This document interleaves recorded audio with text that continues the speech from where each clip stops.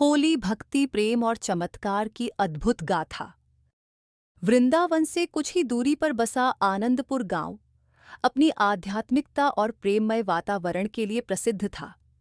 कहते हैं कि स्वयं श्रीकृष्ण की कृपा यहाँ के कण कण में समाई थी।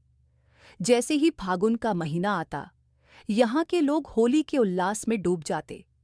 मंदिरों में संकीर्तन गूंजने लगते, गलियां गुलाल से सराबोर हो जाती और हर कोई प्रेम के रंग में रंग जाता।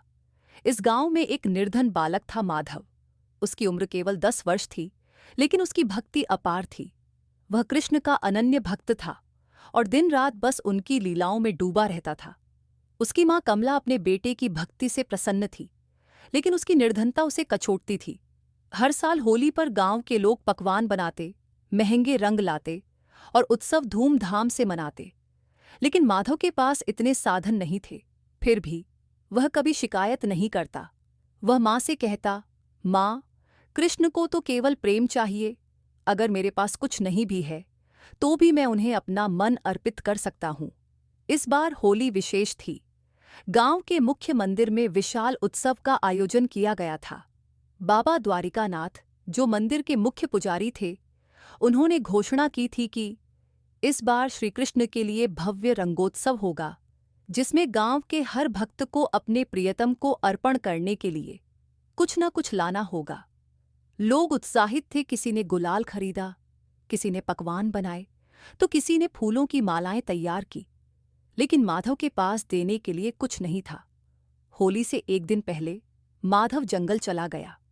वह जानता था कि श्रीकृष्ण को पुष्प अर्पित करना सबसे श्रेष्ठ होता है, इसलिए उसने जंगल में दुर्लभ फूलों की खोज शुरू की। वह कांटों से घायल हो गया, लेकिन फिर भी हिम्मत नहीं हारी।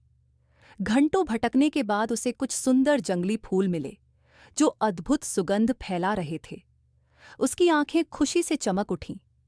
वह दौड़ता हुआ गांव वापस आया और फूलों को एक पोटली में रख दिया। लेकिन संकट अब भी टला नहीं था।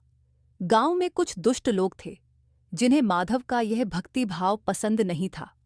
उनमें से प्रमुख था शंकर, जो हमेशा उसकी भक्ति का मजाक उड़ाता था।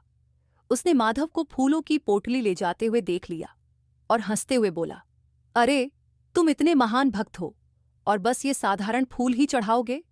श्रीकृष्ण को भव्य चढ़ावा चाहिए, समझे? माधव ने शांत स्वर में उत्तर दिया, भगवान को धन दौलत नहीं चाहिए, केवल प्रेम चाहिए। शंकर ने ठहाका लगाया और उसके हाथ से पोटली छीन ली।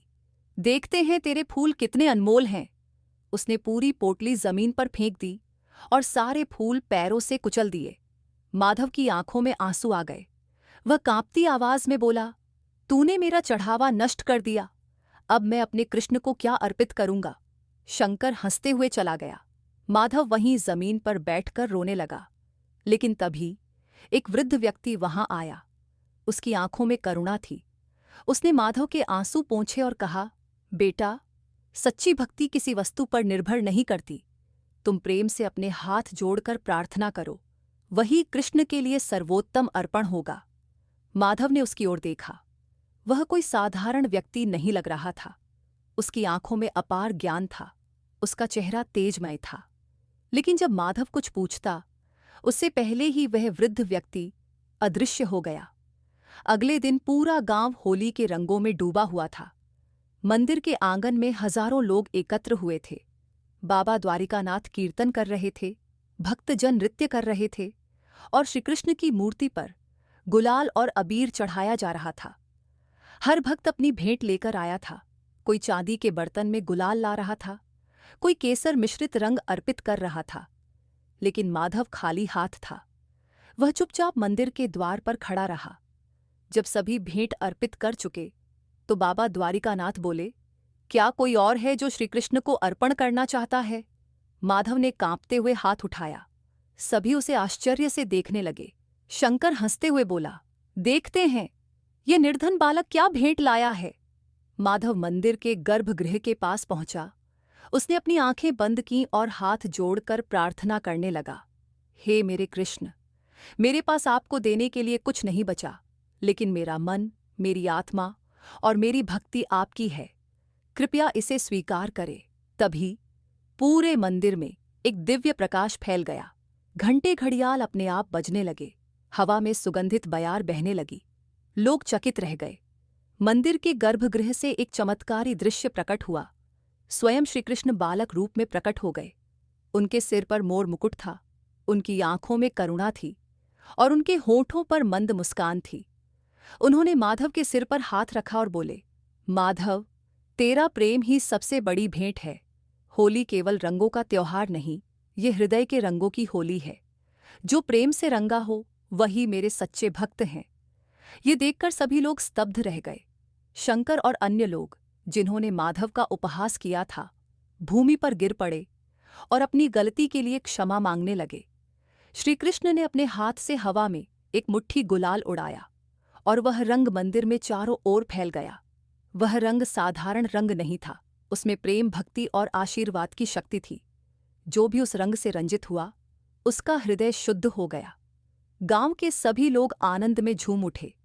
बाबा द्वारिकानाथ ने माधव को गले लगा लिया और कहा, आज यह सिद्ध हो गया कि ईश्वर केवल भक्ति के भूखे होते हैं। सच्चे मन से की गई प्रार्थना कभी व्यर्थ नहीं जाती। उस दिन से आनंदपुर की होली पूरे क्षेत्र में प्रसिद्ध हो गई। हर वर्ष दूर दूर से भक्त वहां आते और प्रेम व भक्ति से रंगी होली मनाते। अब यह केवल एक त्योहार नहीं रहा, ये प्रेम और भक्ति का उत्सव बन गया। इस कथा से हमें यह सीख मिलती है कि होली केवल बाहरी रंगों का पर्व नहीं, बल्कि आंतरिक प्रेम और भक्ति का उत्सव है। जब प्रेम और श्रद्धा सच्ची होती है तो स्वयं ईश्वर आकर उसे स्वीकार करते हैं। दोस्तों, आपको ये कहानी कैसी लगी हमें कमेंट करके ज़रूर बताएं। ऐसी ही ज्ञानवर्धक वीडियो के लिए हमारे चैनल को सब्सक्राइब करें। वीडियो को ज़्यादा से ज़्यादा शेयर और लाइक करें। धन्यवाद।